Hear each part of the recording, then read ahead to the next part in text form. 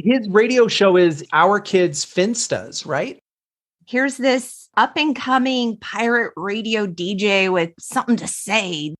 They really did capture what it's like to be on the air and be insecure about it. Keep the air alive.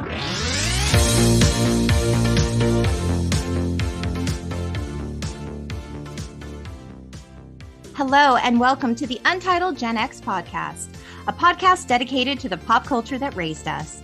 I'm Lori, a writer and pop culture lover who's totally pumped to welcome radio host Buzz Bishop. Hey, Lori. Hey. Hey. You guys, Buzz is here to join me in seizing the air as we break down 1990s coming-of-age indie drama, Pump Up the Volume. But before we talk hard, I'd like to tell you a little about Buzz Bishop. Buzz has been a radio host for more than 30 years.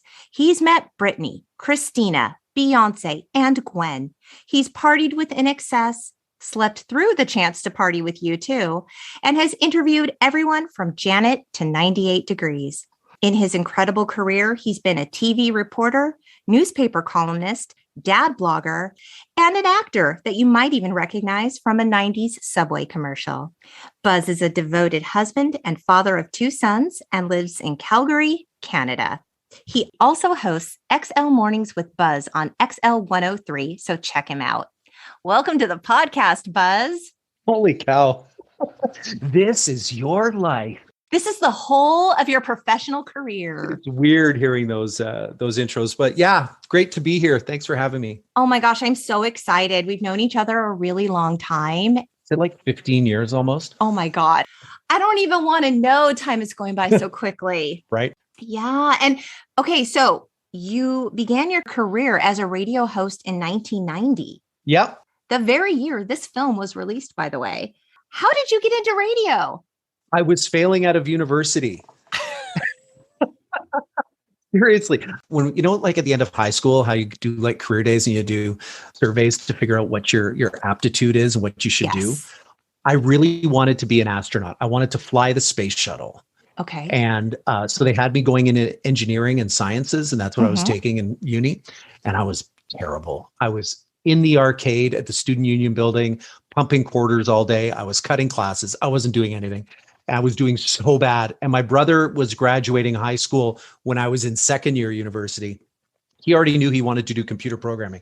My brother went off to work for Google and Microsoft and now lives, a semi-retired life running a pottery studio in Seattle. Oh, nice. Right? Like he had the plot well done. And here I am flailing away in university, and he comes home with a brochure for radio school and says, here, maybe you should do that.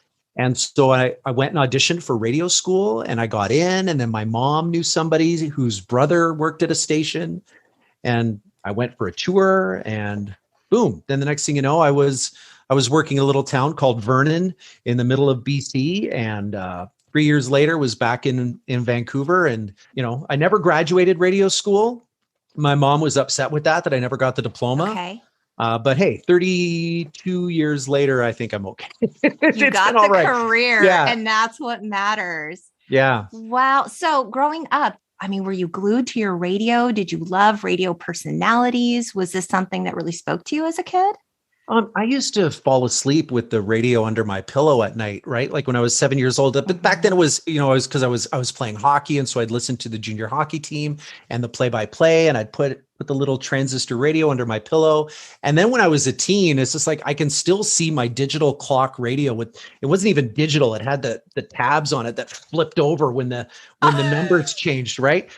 Like it wasn't even a digital dial. It was like a round dial, and you just had to try and get it. And my favorite radio station was LG 73, and the nighttime DJ was Howie the Hitman. And radio it's the soundtrack of my homework, right? Like even now, 30 years later, I play 70s and 80s music. So that kind of stuff that I listened to when I was a kid, and like Baker Street from Jerry Rafferty will come on. Oh my God. Can we just talk about Jerry Rafferty for a second? I'm pretty much the only person I know who loves him. Do you love him? I know that one song. Oh God. Oh, I'm so disappointed. I was like, we could have a really important conversation right now about Jerry Rafferty. No, All right, fine. Baker Street. And this is like, I can remember doing like multiplication tables when I was a kid, because that was like right there. Like I remember the first time I heard Beastie Boys Fight for Your Right to Party. Well, like when I'm doing it, I remember Salt and Pepper Push It. And just like these songs are at the table that my mom and dad used to change my diaper on. It was a diaper table that became my homework table when I was older. Radio is just that place. So like I always had a fondness for it. We started a radio club in high school where we would do the announcements and play a couple of songs when kids were coming in, like, 7:45 to 8:30 sort of thing. And so it was always like I was interested in it. So that's why my brother went and got that pamphlet for the radio school. Your brother's a smart guy. Right? Like he knew what was up. Yeah. And I didn't know that that's what I really wanted until I went to the school and I'm like, oh, wow. Okay. This is what I'm meant to do. Oh, that's so great. So do you remember then what you thought about this film at the time, since you were entering your career in radio? Here's this up and coming pirate radio DJ with, something to say. Did you have feelings about this film? The thing I remember most about this film, like looking back on it, because it came out in my first couple of years in radio, was the soundtrack. Like I loved Concrete Blonde, right? Okay. So they cover Everybody Knows from Leonard Cohen. Mm-hmm. The Ivan Neville song, Why Can't I Fall in Love, was my emo song of my 20s. Every time a girl dumped me, every time I was just like, why can't I find love? It's just like, I would put that on over and over. Pixies, Waves of Mutilation, like that whole thing, that soundtrack. I remember that soundtrack from that time, not that movie. And when I went back and watched it again, it's one of those things where I have a romantic idea in my head about it. And then I watched it and I went, whoa, okay, that's really different from how I remember it. Like Breakfast Club, right? You think of it as that comedy where they're running around and they get high and then you watch it and you're like, dude, this is dark. It's dark. You know what? I had that same, speaking of the Christian Slater connection to it all, this was the exact experience I had with Heathers. I love that film. I'm like, yeah, it's dark, but like, it's also funny. And I had all these feelings. I went back and revisited it for this pod and I was like, this shit is dark. This kid is so disturbed. Everything we know now about school violence and mental health, since it was hard to watch. And totally looked at it a different way.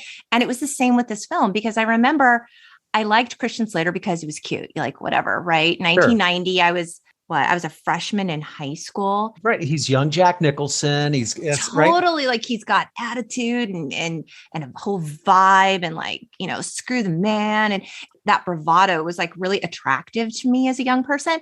And I look back now and I'm like, oh my God, he needs a hug. Like I'm looking at him from such a maternal point of view. It was a very different viewing experience than I thought it was going to be. Yeah. When you talk about, I want to give this guy a hug. It's this movie where I'm just wondering, like, did we have really that much angst and depression and just like so many issues when we were a kid? Because he's talking about the school and suburbia and we don't belong and all we do is go to the mall and like, that's my life. I don't have anything. And sure, there's teenage angst and depression and self-doubt is all there, but it was way heavier in the movie. And I don't know if the way they talked about the school when the principal becomes the villain who is kicking kids out and keeping the money, was this a school for struggling kids? Because Nora is kind of like, she talks about like she's getting kicked out because she's failing math. And so was it a struggling school? And so that's his world that he's just got where everybody is a square peg in a round hole? Or I don't actually think so. And I do think that for a lot of kids, this sort of like disaffected, disillusioned coming of age was a real thing. Like I was a happy teenager and I really liked school. So this whole idea was just something that I didn't really identify with, but I know like a huge segment of Gen X felt that way, feels this way, looks back on their time and was like, yes, nailed it. That was me. That wasn't my experience, but it doesn't mean it didn't belong to others. But I mean, his first words that we hear are, you ever get the feeling that everything in America is completely fucked up? Like, I think it's just that whole idea. And I'm asking you who lives in Canada. You're like, No, but yes, actually, I do get that feeling about America, Lori. But no, it's just this idea that like your worldview is opening up as you grow up, right? You're like, these are the people I'm supposed to aspire to be like. These are my role models. I don't agree with their ideals. Well, let's put it in a 2022 lens, right? Like 30 years later, are our kids say, like, you could make that movie and have most of the dialogue still be the same, except it's a podcast instead of trading tapes at school, or it's social media. Right. It's TikToks. Right? Sure. Yeah. Just take out the landlines and put in some iPhones and the movie works exactly the same way.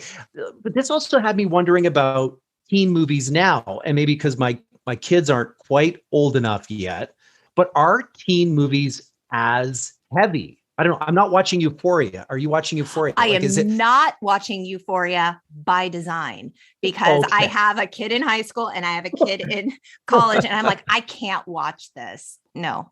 Okay. But again, was Pump Up the Volume meant for 16 to 20-year-olds to watch, or was it for their parents to say, this is what your kids are feeling like? Like, I don't know, 40 seems so much older in the 80s. Like, you look at the mom and dad in this, and they are 40 years old, the actors, when they shot this, right? And it was like, you're so old, but you're only 40, but you're so old, right? You're the youngest school commissioner ever, right? So yeah, I just wonder if pop culture is as heavy now as this stuff feels when we go back and watch Heathers or Pump Up the Volume.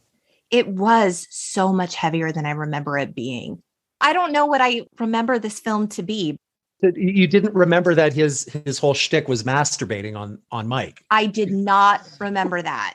I didn't remember either. I didn't remember that. And I was like, oh, okay. So, of course, the character, the radio personality, he's known as Hard Harry or Happy Harry Hardon. We'll just call him Hard Harry. The character is played by Christian Slater. The director, who is actually Canadian. Did you know that? Alan Moyle? I did not.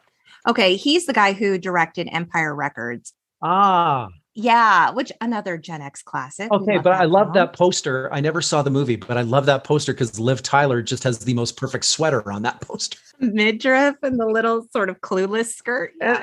Yes, exactly. Yes. Never saw the movie, but I'd put that poster in my room all day. I actually recommend the movie. You might like it. Yeah, that was a fun revisit. Yeah, you should check it out. So he wanted an actor who had, quote, glee to be effably sweet and at the same time demonic. And his first choice for the role was John Cusack. Yeah, same sort of vibe, right? John Cusack was like, nope, I'm coming off of Say Anything. I'm never going to play a high school student again. I'm done with this. Okay. And so he was actually looking for someone who could embody the character that is a combination of Holden Caulfield from Catcher in the Rye and Lenny Bruce. I would say he found it in Christian Slater. Yeah, for sure. I mean, but you also notice it's the Clark Kent Superman sort of thing, right? Whenever he's on mic, no glasses. Yes. Right? When he walks around in school, he's got glasses, he's a little shy, he's a little me. Okay, well, let me share a little bit of radio to you. I was going to ask you, do you have like a radio persona? Dude, and he even admits it in it, right? Like he talks about like, I just wanted to say these things and like, wow, now people like know me and see me. I have friends who did like the 6 o'clock news and morning television. So I have friends who have been in media for as long as I have, but they're the TV side of thing. And I'm here on the radio side of thing. And we would go out just to a restaurant and people are coming up to the table, like fawning over them because they're recognized. And yet my radio show had as big or as many listeners, but you get to live anonymously because it's unless somebody's really tuned in and recognizes your voice, then it doesn't happen. So radio lets you really, like TV people, like you better be as sugar sweet off camera as you are on because you're getting recognized, right? Radio lets you really kind of be two things. And so I'm a terrible introvert. I live with my phone and my PVR and my computer. The things I like to do are things you do by yourself. I like to golf. I like to play poker. I like to hike. Okay. So I'm not a big guys guy and beers after work and sports and stuff like that. And yet on the radio, I am very outgoing and very confident and very much alive and dynamic. And even at events, right? If I go to a bar with friends, I'm a wallflower. If I go to a bar for a radio station event, I'm walking around and talking to everybody, introducing myself, saying, hi, how you doing? You're the guy. Because there's a little bit of a wall that's broken down. It's a radio station event that people already know who I am, so I don't have to try to impress them. They already have an impression. And so the ice is broken. I don't have to be something. So yeah, there really is, like, he's doing two things, and he wants to be Harry, but it's shy and hard, right? He's having lunch on the stairs by himself, and she recognizes him. He still gets embarrassed by it. And when she's following him out of the post office, I've had bosses who are in sales run the whole radio station. Yeah. And I've had bosses who are DJs run the whole radio station. The bosses who are in sales, like, what are salespeople, right? They're just like, how you doing? They're always on the make. They're just like talking to people. My wife is in sales. She's like, the pandemic has killed her. She's just like, I can't, like, when do I get to go to wine club with my friends? And I'm like, what are you talking about? This is great. I don't have to see anybody. I've never felt more alive. Right, exactly. And so I've had the bosses who are radio people is like, I get it. You're weird. It's like, don't worry about it. Like, I got you. Like, we're weird. So it is a Jekyll Hyde sort of thing. And they played that perfectly through his wardrobe and even his demeanor. Radio people, I mean, some of them are crazy and loud and obnoxious. Yeah, sure. But I would even say Howard Stern is probably very, very shy and happy to sit and play with his wife's cats all weekend. Yeah. And yet flip the mic on and he'll rip anything, right? Wow. I mean, it seems just so night and day with this character. Mark is just so meek. Like, he couldn't even say hello to that pretty girl Paige. Like, it just about killed him. But then behind the mic, he's got all this bravado. He can say it all. He's unfiltered. He's confident. He's unafraid. And in life, he just like shrugs shoulders. You know, everything is different. Here's the thing. Do you like to sing in the car? Yeah. Okay. Could you go on stage at karaoke? I mean, I've done it. It's not my finest hour, but sure. Okay. So maybe you're a little more out, but I think a lot of people, like, I guess my point is, when you're alone and it's just you, you can feel free to be whatever it is you want to be without fear of judgment. And even when it's just a microphone, like, he doesn't know if 8 people or 80 people are listening. And he kind of starts to get uncomfortable when people are trading the tapes and stuff. And he's like, whoa, this is bigger than I thought. Like, I was just using this as a release for my own personal anxiety, right? I mean, at the end, he gets the ego and he realizes that he can change the world or whatever it is, right? And get everybody out. Radio is really intimate in that it's just, the joke I say about the job that I do is I'm a teenage girl for a living. I sit in a room with a phone, talking to my friends, listening to music, and I'm just sitting there by myself. Best job ever. Right? Yes. I've got a phone and a microphone and a bunch of records, and I just sit here. I'm getting into radio. Screw this. Right? Yes. Again, but it's by myself. And now we're a little more immediate with text. I mean, we've always had phones, but nowadays it's more effort to call a radio station than it is to just text them or email them.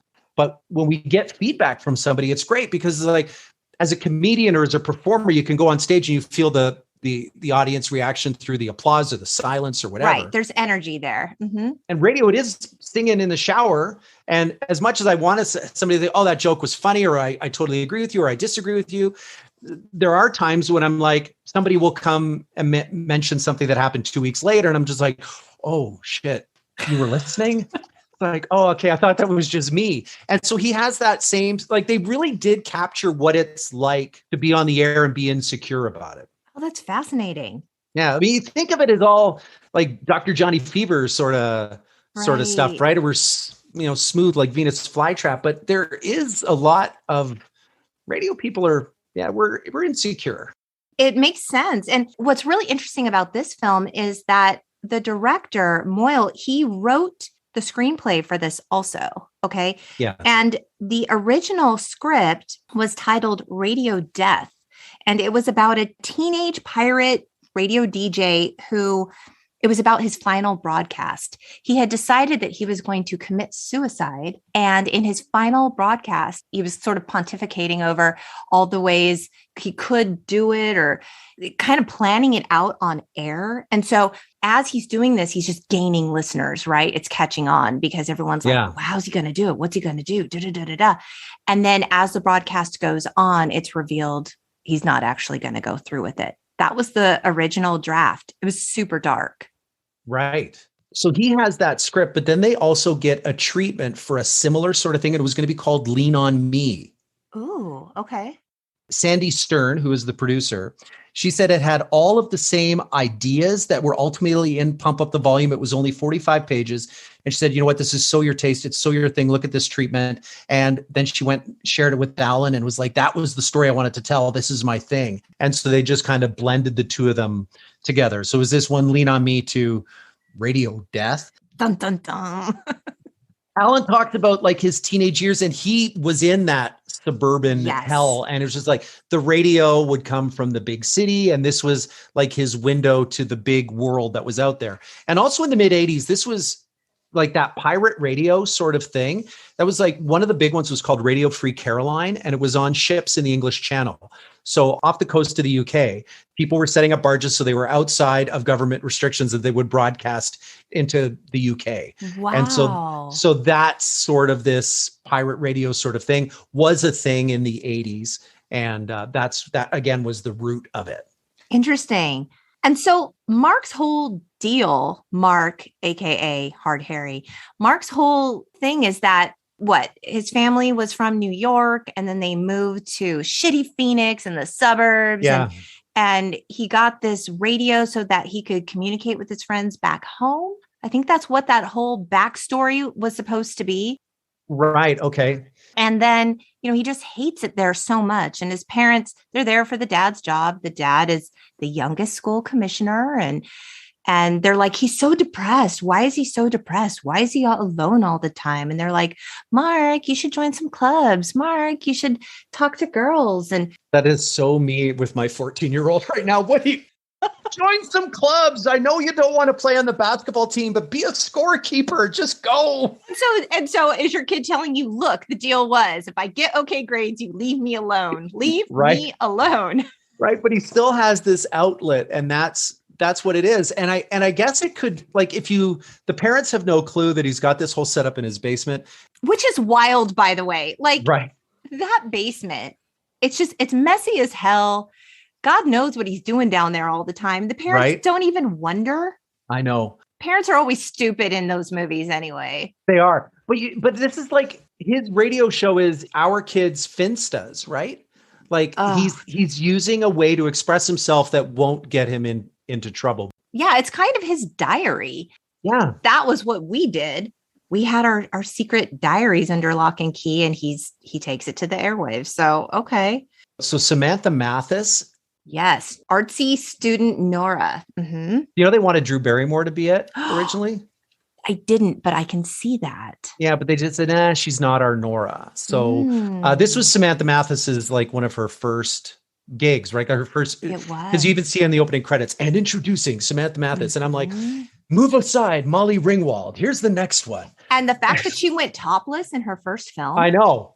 She said of the role, Nora was everything I wanted to be in high school. She was bold and outspoken and unapologetic, and she had chutzpah.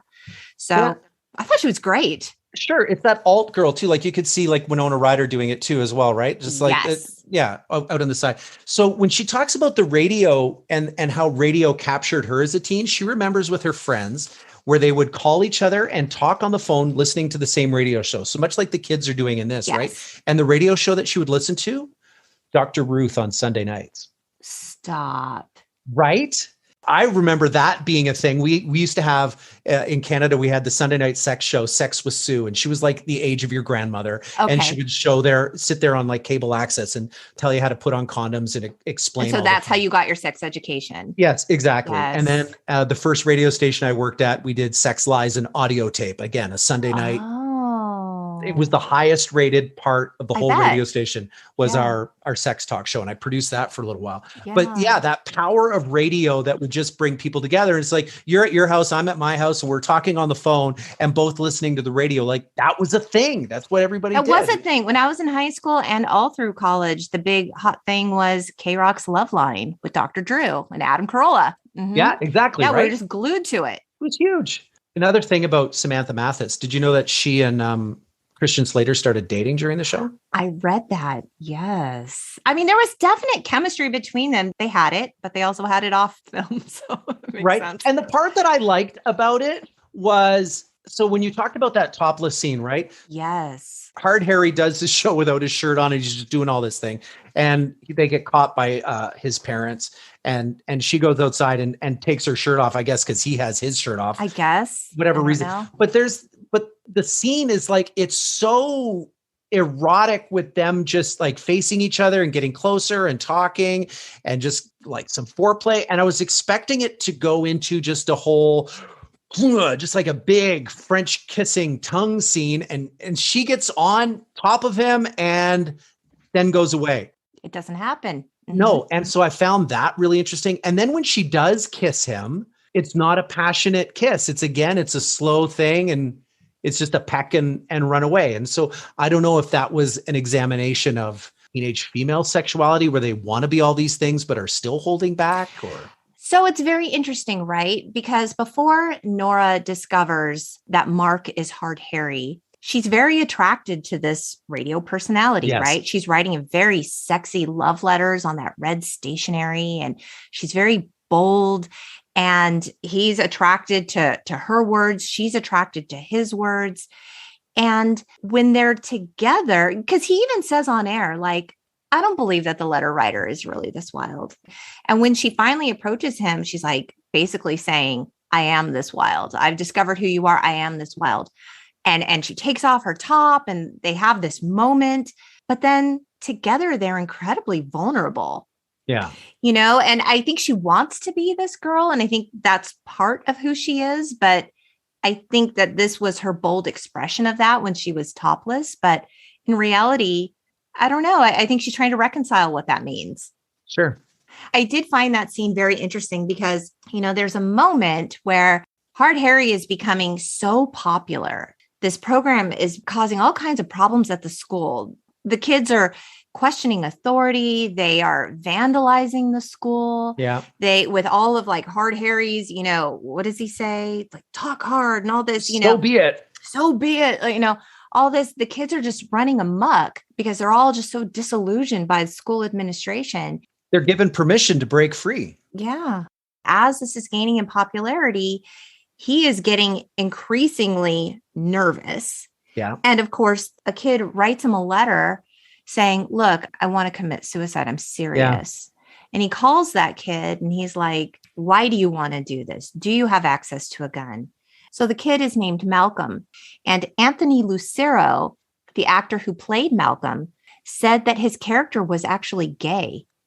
He said, it was told to me, but never clarified with the audience, which I liked because it left room for all the things that we struggle with.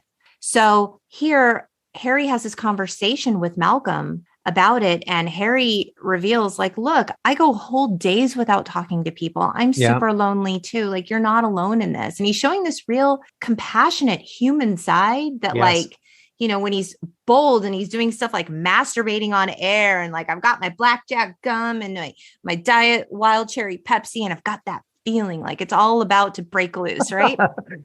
He says all these things, but then he's really quite vulnerable on air with his listeners, and particularly with these like phone calls. And we find out that Malcolm ultimately commits suicide. And after that, then like the feds get involved. Yes. And now it's like, we have to hold somebody responsible. I don't know why Harry would be held responsible. No, I don't think so either. I mean, it's kind of a ridiculous premise. And it is that sort of thing where you take it too far and you go, whoa, okay, that was the masturbating stuff, but we're serious. Like, because he really does care about the kids, right? Like that is the whole thing, is like he wants to empower everybody to get out of it.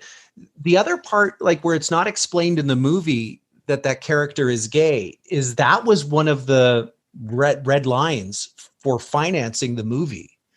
And it was like, if this character's gay, we're not doing it. Are you serious? Yes. I mean, 1990.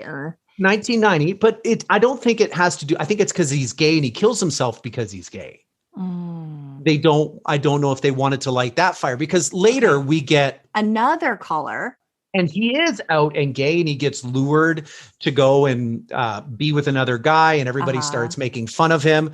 Well, let's fast forward to 2022. They would have been taking videos of that from the bushes and putting it on TikTok. My God. But again, where's Harry in this is he's empathetic and supporting and encouraging and lifting up. So he is this wild, outrageous person, but with a soul to support the kids with what they're going through. Absolutely. I mean, the very first time we see him go on air, he's talking about how hypocritical it was that the pregnant student was expelled. Yes. And so he's calling out all these like grave injustices within the school, and he wants to hold the guidance counselors and the principal accountable for this stuff. And so the kids all agree. And this is why they start going crazy at school, and the school doesn't know what to do with all of it. Like that girl, Paige. I don't even understand the point of Paige. So she put all her stuff in the microwave and blew it up because she was sick of trying to live up to this thing. But I didn't get an arc on her. Once Malcolm commits suicide, this is when Harry goes on air to reveal that being a teenager is bullshit because everyone's always telling you what to do. Yes. And he says the terrible secret is that being young is sometimes less fun than being dead. He does say suicide is wrong. It seems like a simple solution, but there's fine print. And Slater actually told the LA Times in 1990 that playing this character was fascinating because I was really acting like Superman, exactly like you said. Right. Exactly. He said, I was meek and mild on the outside, but a hero on the inside. And this is when Harry tells his audience that, you guys, heaven is boring. And guess what, kids? You shit yourself when you die. And he mentions that he's sick of being ashamed. And this is when we see Paige say, sick to death. And she grabs all of her medals and all of her awards and she microwaves them. And of course, everything explodes. She's a weird character, but in that he's like, make them think you're crazy. Yes. Then at that big school meeting after Malcolm commits suicide and all this shit's going down at school, this is when Paige shows up and she tries to tell everyone, we got to listen to him and everything is going wrong here and you guys aren't paying attention. And she goes out, with all the media there and she starts acting like a crazy person. Yes. Make them think you're crazy. Right. I mean, one of the other lines that he said when he was like coming to all his revelations that I found was interesting. High school is the bottom. Surviving it is the point. I think a lot of people felt that way. Like, let's think about high school for a bit. It is the bottom. And, we obsess about, what's my social studies mark like? And, I've only got a 3.1. I need a 3.4. And yet, once you're 30, like, do we care if we copied an essay or actually read all of Catcher in the Rye? Like, it helps you build the character along the way, but we all take certain shortcuts but for the kids who are in it, this is going on your permanent record and you better get into this school. And all you need to do is survive it, kid. Just get your first step safely on the ground out afterwards, and then you can build your own path. But when you're in that tornado, it is stressful. It's a lot. And I would argue that it's gotten progressively worse. And it's this idea that if you don't follow this very traditional path and do everything just right all the time, well, then your future is shit because all the other kids are doing it. This is what you have to do. And it's really not like that, but you don't have the gift of perspective when you're a kid. And the schools aren't really open to this idea of like, hey, maybe university isn't for you. Maybe trade school's where it's at. Yeah. Hey, maybe you want to do this other thing or take this non-traditional path. It's very like, this is the way to success, and anything else, like you're screwed. And it's a lot of pressure. Sure. We're all afraid of stepping out of the system, out of the machine, right? I had a friend, she quit her job. they sold their house and they were going to go and travel the world for a couple of years. Their kids were like grade 2 and grade 4. Now, they only lasted 6 months. Like they went to England and then went down through France and Spain and over to Greece. And somewhere between Italy and Greece was Halloween. And they missed North American Halloween. And they're just like, okay, sure. Yeah, I climbed the Eiffel Tower and I'm learning about Roman history by being in Rome. And they were homeschooling them while they were out gallivanting around the world. And it was a beautiful family experience.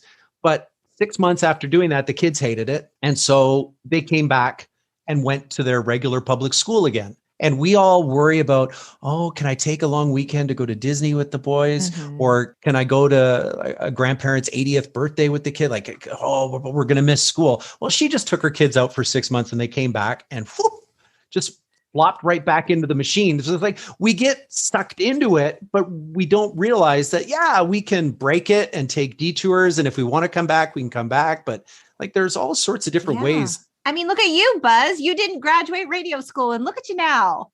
Best part about radio is I've had general managers and some of the most successful morning hosts like didn't even graduate high school.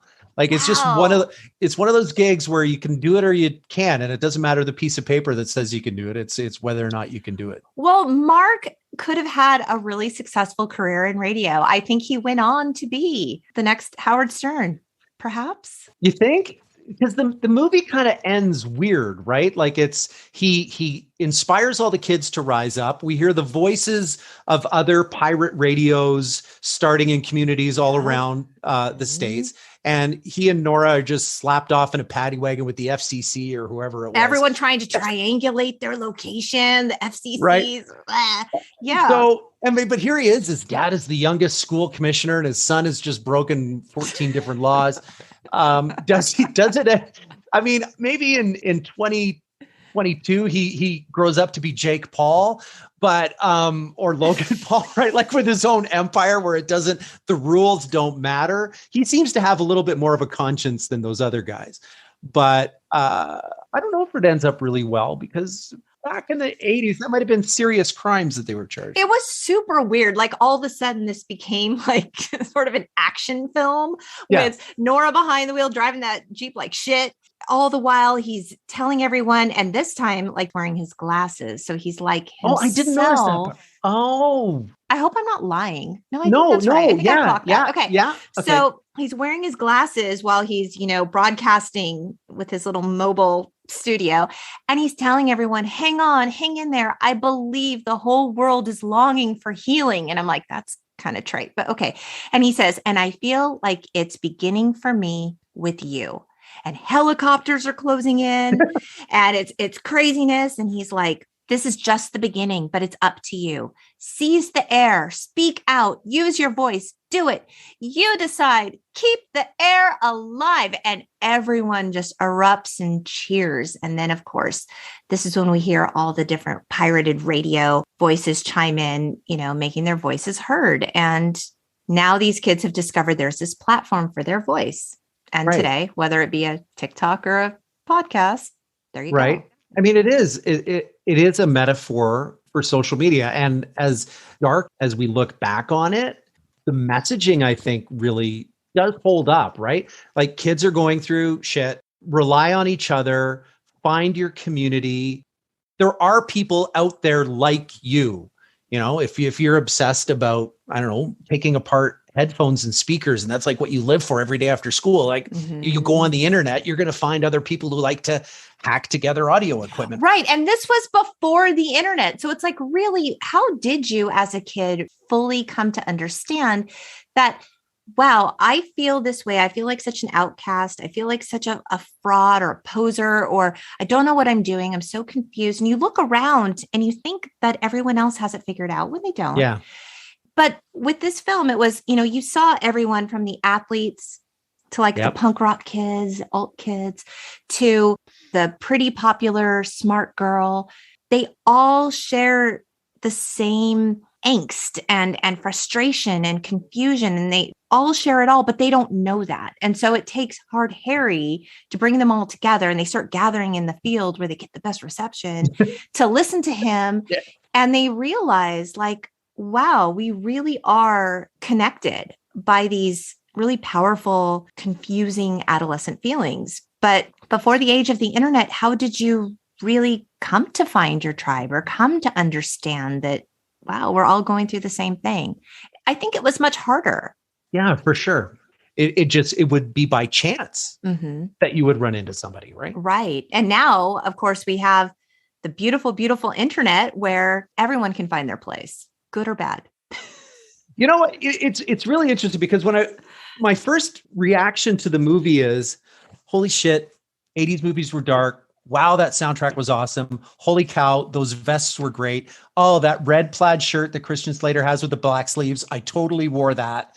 People looked old, even though they weren't old. Right. And so like I had all those like surface sort of things.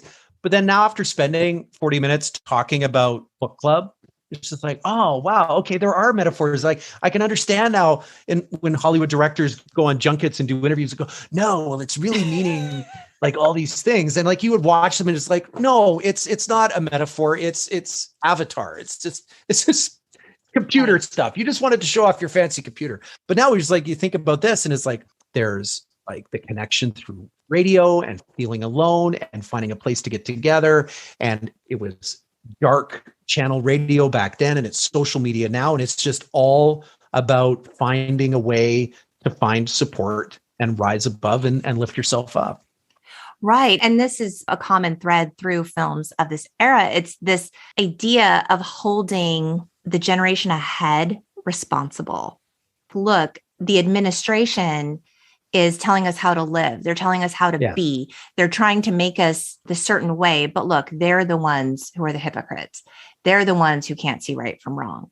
And so it's this idea of justice in the end for what was once the underdog, how the younger generation knows more and is smarter. So yeah, I mean, it always feels good, right? We want to look to the generation ahead of us and be like, no, you did it wrong and we're going to fix it and do it better. And so this movie kind of personified that. I mean, I don't know how Mark and Nora ended up. I mean, did they go to jail? I guess you could write your own adventure. Right. Yeah. It just kind of ends, right? It just and I'm sure Gen Z feels the same way about us that we felt about boomers, totally. right? So don't worry, kid. When you get here, you can play by your own rules. Right, too. Exactly. The younger generation will hate you too. Don't worry. It's a cycle of life kind of thing. Yeah, no, it's true. That's how it goes. So in terms of the legacy of this film, Stephen Holden, he wrote for the New York Times, he said, much like Heathers, Pump Up the Volume doesn't know how to draw out its premise once that premise has been thoroughly explored. As the film accelerates towards its conclusion, the strands of its clever plot are too hastily and perfunctorily resolved. I kind of agreed. It felt like all this buildup for this thing, and then it just kind of ended. I don't know if you're a clock watcher when you watch movies, but I'm kind of a clock watcher when I watch movies. So I know the running time, and I looked and I go, there's only 10 minutes left. Like there's supposed to be like I'm thinking of my plot lines from English class. Yes, exactly. Like there's a first crisis, then there's a climax, and then there's another one. So, but the climax is the helicopter chase, but the denouement, I guess, is the kids talking in the thing. But I guess I was waiting for another close call, like where maybe him and Nora are together and then break up and they go through dark stages and then comes a climax. Yeah, it's really linear and then just goes off a cliff. I really wanted to know like what this meant for the father's career as school commissioner. Like what was the fallout of this? Because he's like, shit, I failed as a father and now my career is in jeopardy. Right. I don't know that moving your kid like at this point in his high school experience, especially a kid like Mark, I don't know that was the wisest choice. Yeah, because you don't really hear much about what was happening in his past and what. No, I mean, I had the impression like he was thriving where he was. Yes. Now everything is shit because of this move. I don't know. Samantha Mathis said, the film felt like something was happening. We were moving away from that synthesized sort of sound and moving into something edgier. I felt like Pump Up the Volume went to this raw place with the landscape of a teenager and being in a world where you see so much that's wrong and feel cynical about society. She went on to say, like, I loved John Hughes films, but I was always attracted to sort of the darker, edgier stuff because it was more true to life, at least for her. And Christian Slater said, Pump Up the Volume is my favorite movie that I've ever done. It wasn't a typical high school movie. It really did get into some of the darker, more gruesome details of what it's actually like to be a teenager in high school. And I mean, this is the guy who played JD in Heathers saying this. So yeah. Yeah. It's like, it's almost to me where I look at it now and go, this could be primed for a reboot, but there's some, like, I want to tone Harry down a bit. Like, you don't need the masturbating stuff. He can be edgy, but not so crass. Mm-hmm. But maybe that's the mark of immaturity. Sure. Because it's like so much of the things he does and says are seemingly for shock value. Yeah. Because the person that he is would never do that. No. But there is something there that, like, we've talked about this whole thing. It still resonates today. And I think you could do something like that with a kid with a podcast and maybe have it be more up and down as opposed to just a straight build up. It'll probably happen, Buzz. I mean, they're remaking everything. They're taking all of our stuff and changing it. So just a matter of time. Got to get the good soundtrack. Got to get the great soundtrack. That's key to this. And you touched on that. The soundtrack actually introduced these artists like Soundgarden. Yeah, Soundgarden, the Jesus and Mary Chain, like all of these things that, you know, by 1990, this was sort of like underground, super alt stuff. And the soundtrack is one of the reasons why it might be hard to find the movie. I had to watch this in 24 chunks on YouTube.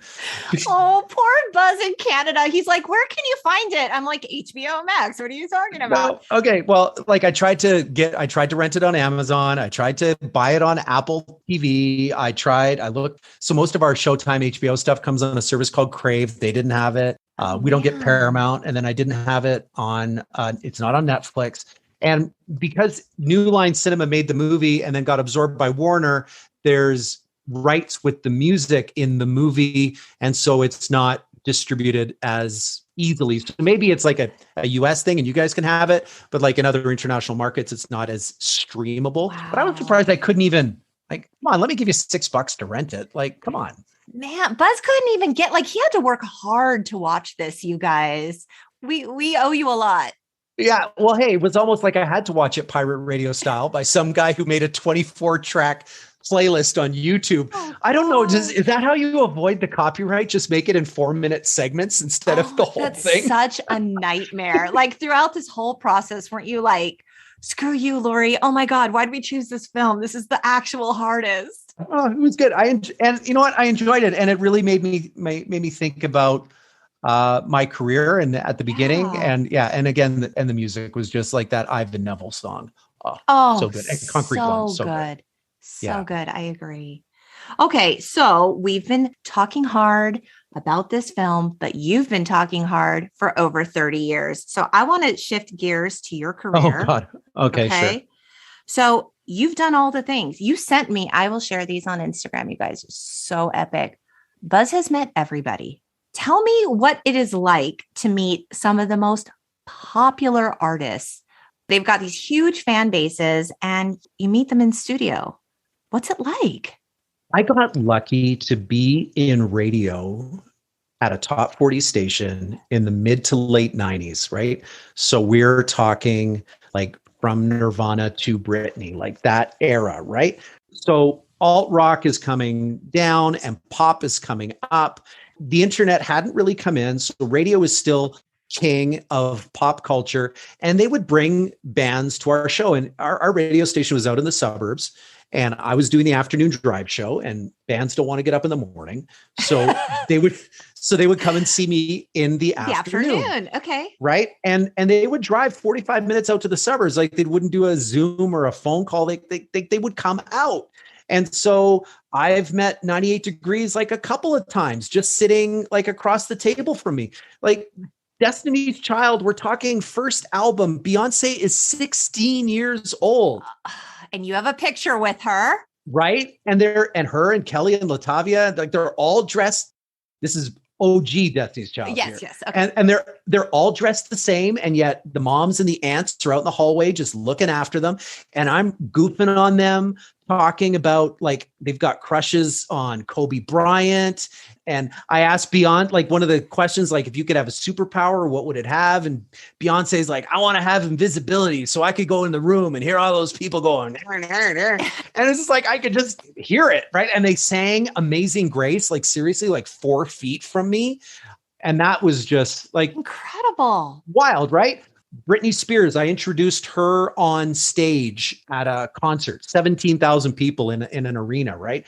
And that was like, I could have played like fart sounds under my armpit and the crowd would have gone crazy, but they were just so there. But that Britney Spears one was right second single.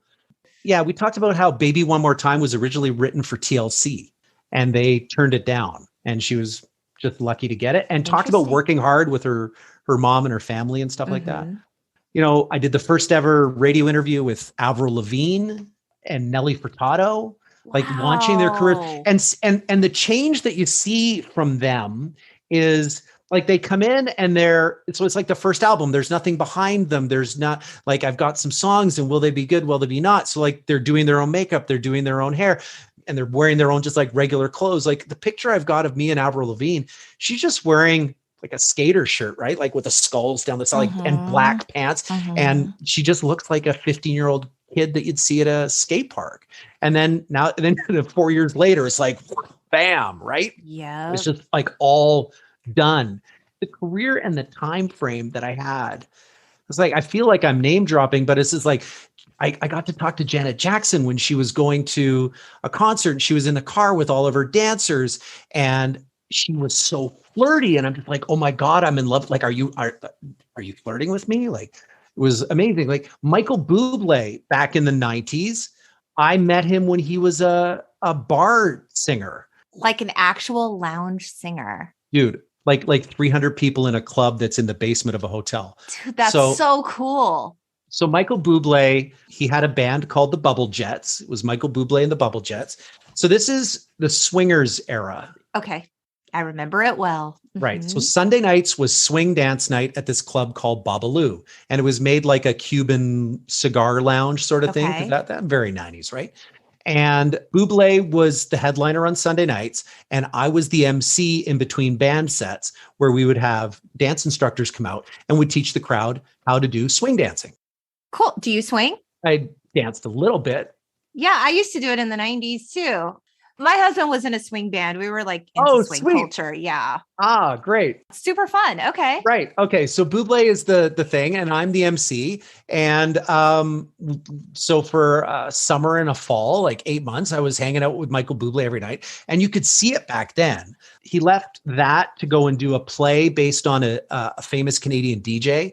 And it was called Red Rock Diner. And this DJ in Canada, Red Robinson, was really big in the 50s and 60s, kind of like a Dick Clark sort of thing. Yeah. So it takes place in this diner and they have a whole bunch of people pretending to be the stars of the 50s and the 60s. So Michael Bublé was the Elvis character.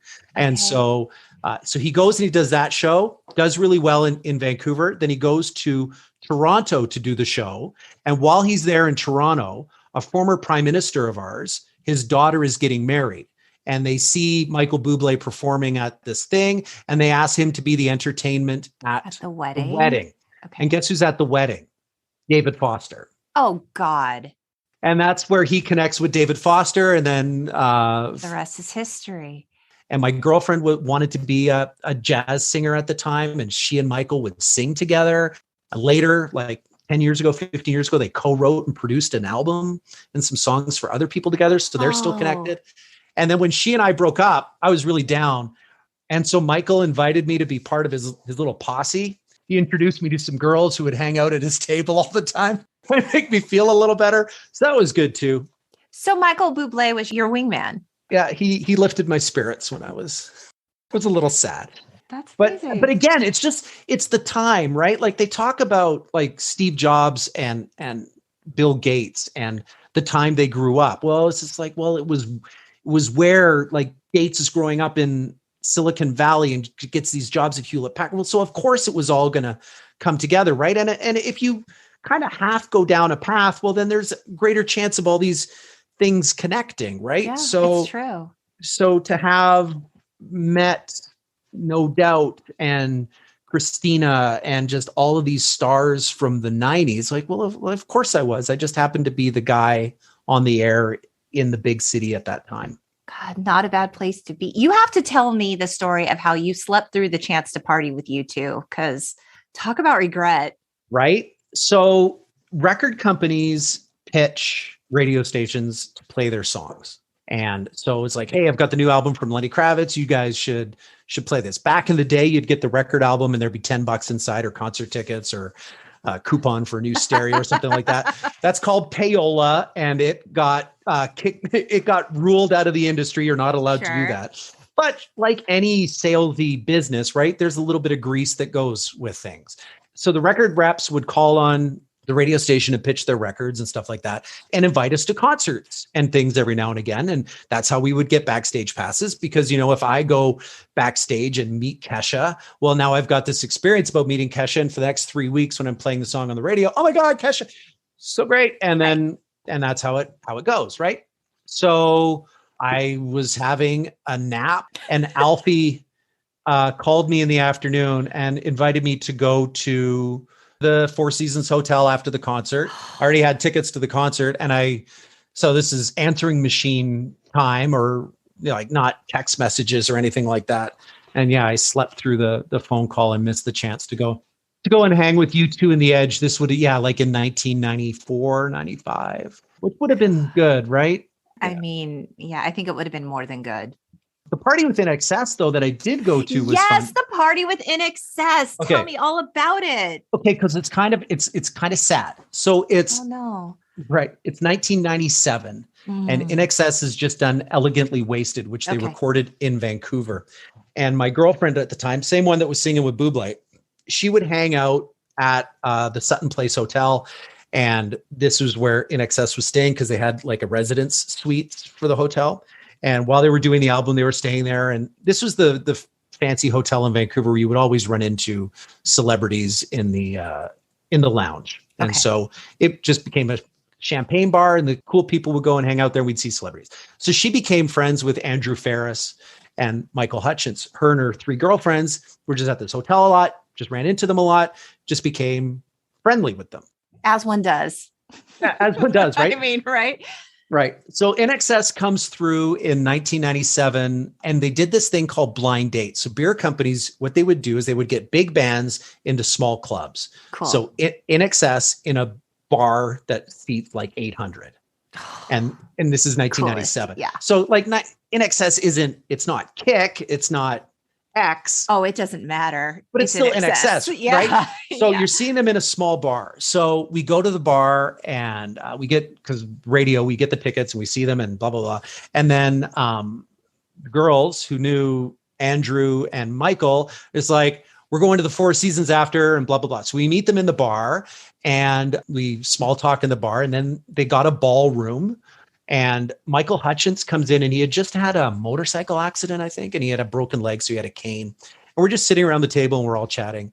And then Michael comes in, pops up on a table, and starts playing a chandelier with his cane, and just makes a grand entrance. And then he sees my girlfriend and sits down, they air kiss, and they're having a conversation and catching up. And this was weeks, days after Diana died. And Michael knew her, obviously, because of London. So he's with Geldof's ex-wife at the time, right? And he was talking about how just the paparazzi were just a nightmare. And like, no wonder this happened, and it was so terrible. And so Michael and my girlfriend sing Amazing Grace. My girlfriend really likes singing Amazing Grace, but they sing it, boom, again, like at the table right in front of me. Wow. And then Michael announces that he's going to have an Austin Powers party in his room. And whoever wants to come to his room can come to his Austin Powers party. That's amazing. A bunch of them go with Michael. And I went with another group and went with Andrew Ferris, who was the emotional soul of INXS. Like, he's the songwriter, he's the composer. Michael was the showman, but Andrew really is the heart and soul of INXS. And so we go up to his room and talk about the lost city of Atlantis until 3-4 in the morning. As one does. And so it was just this really bizarre conversation.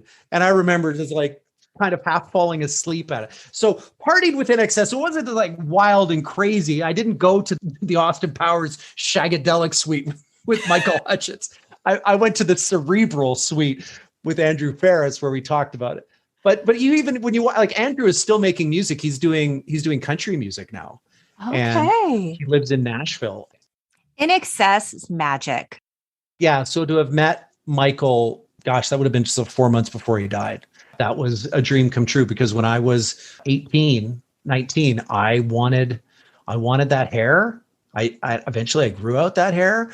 Like I remember going to the Kick tour and just the strobe lights are going and he's throwing his head back and just his hair and the sweat and that flash dance sort of. What a gorgeous man.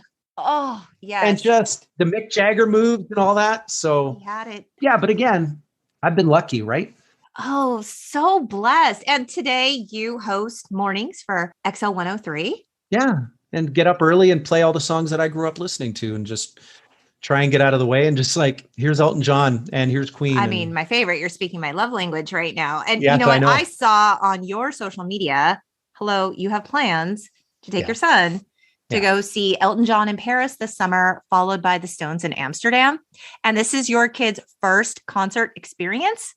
Yeah, I might be one of those parents that kind of overdoes it and sets the bar too high. You might be the best. Yeah, exactly. He's going to spend his whole life trying to match that. I mean, that's amazing. Elton John was my first concert experience. Oh, was it really? Mm-hmm.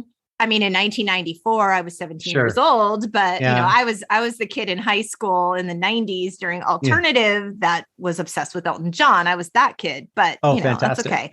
But wow, so cool. Well, we were supposed to see him during the pandemic and it got canceled a bunch of times. And then I'm just like, I just went, wow, he's playing in June. And do you want to skip a week of school? And I said, I've got all these flight credits from all these canceled trips I've been trying to take. So it's expensive, but at the same time, I just had 2 years of payment plans for us to go. So yeah, we're going to go see Elton John. And then when the Stones announced a couple of weeks ago, I just saw that they were playing in Amsterdam the next night. And it's just one of those things like, oh, that's a 3-hour train ride. We could do that. Like, do you want to go and see the Stones? Yeah. I'm like, okay. So I'm like, Aerosmith is playing the night after that. Do you want to see Aerosmith? And Alanis do you want to see Alanis? Like we could just never come home. We could just keep doing this. Take the train around. You can follow the European festival circuit. So COVID willing, that's that. And now my oldest is upset because his first concert was only Ariana Grande. And he's like, Dad. Which is still super cool. I'm like, seriously, I'm like, mine was Huey Lewis in the News. So which fire album? I mean, yeah, Sports, 1985. Like, and it's like one of the most epic openings for a concert ever, right? This is like boom, boom, boom, boom. Like the red lights and the heart of rock and roll. And it was awesome. So cool. I'm a huge concert fan. And so it's been really hard the last few years, you know, to not be able to see anyone. I'm going to see Sting in Vegas. And I'm going to be seeing New Kids on the Block with your Salt and Peppa and your Rick Astley. That's coming up too. I'm excited about that. I'm going to see the Pet Shop Boys in New Order. Now that is one that I need to go to. Take a trip down. We could go have dinner. It'd be amazing. It's INXS, it's New Order, it's Depeche Mode. Like if there were 3 artists that I could listen to forever, those would be them. And yeah, I only saw New Order on the Technique tour. So it was a little, and I want like a little too computer, right? Okay. I like to see them now when they're probably more stripped down and more guitar-y sort of stuff. And with the Pet Shop Boys, because then they'll do some electronic tracks. And I'm like, I loved when they were all together in that. Buzz, I actually have a round of lightning questions. Oh, geez. Okay, let's go. Pearl Jam or Nirvana? I read Dave Grohl's book, so it has to be Nirvana. Otherwise, I probably would have picked Pearl Jam, just because that was more my thing. I wasn't really into Nirvana, but after reading Dave Grohl's book and with what's happened with Taylor, it's just Dave is just such like what a beautiful man, an amazing human. Yeah, right. Has to be Nirvana. Okay. Best fast food fries. Oh, best fast food fries are Arby's because they're curly. He likes a curly fry, you guys. A curly fry with a little spice on it. I mean, McDonald's are the greatest straight fry ever, but if they can cook them properly so they're not soggy in the middle, because when they get curly, it's like it's too frozen in the middle of it. But like I like a good curly fry, so we'll take the Arby's curly fries. You're the first person to answer Arby's and curly fries, so everybody saying McDonald's, or is Wendy's up their game? I mean, McDonald's is the obvious and correct choice. So yes, I'm getting a lot of McDonald's, but I've also gotten a few Wendy's, which is really the outlier. Favorite 90s fragrance? See, Obsession immediately came out of my mouth, but I'm going to take that back because it really was Nicole Miller's was my cologne that I would wear. I loved it so much. It came in a bag that kind of looked like a paper bag, like a brown. It was an orange bottle that kind of looked like a folded paper bag. I knew it was getting discontinued, and I bought a whole bunch of them on eBay. And they were like a knockoff. It wasn't the same one. And I had a girlfriend in the 90s that wore sandalwood. And I still have her t-shirt here 30 years later. And it still smells like sandalwood. Yeah. Oh, by the way, that's when I looked like Michael Hutchence. Oh my God. You have to send that to me. You have to let me share that on Instagram. Yeah, that was me in 1992.